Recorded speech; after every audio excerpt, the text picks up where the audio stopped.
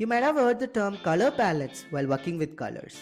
But what is the color palette? It is a collection of colors that help you to stay on brand. Hi, this is Praveen from Picmaker.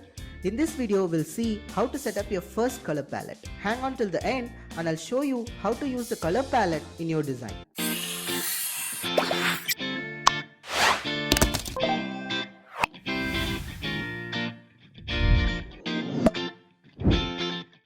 From the dashboard of Picmaker, click on Brand Kit in the sidebar. Under Brand Color, you'll notice a plus icon. To get started, add your first color. You can either choose a color from the spectrum above or add the color hex code. Once the first color is added, you'll notice a plus icon appear next to the color. You can add up to 5 colors in a palette.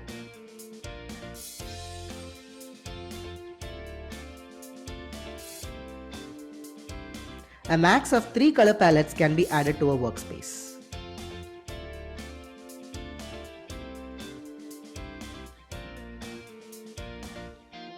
You can also name your color palette here.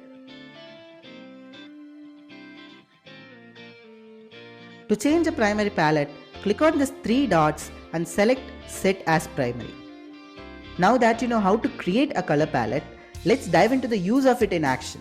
I'm going to choose an Instagram post template and customize it using our color palettes. Select an object and to change the color, click on the square box at the top. The sidebar opens up loaded with our predefined color palettes. Isn't it handy? Choose the color palette you want to add to the post. You just need to click on the colors. It's that easy.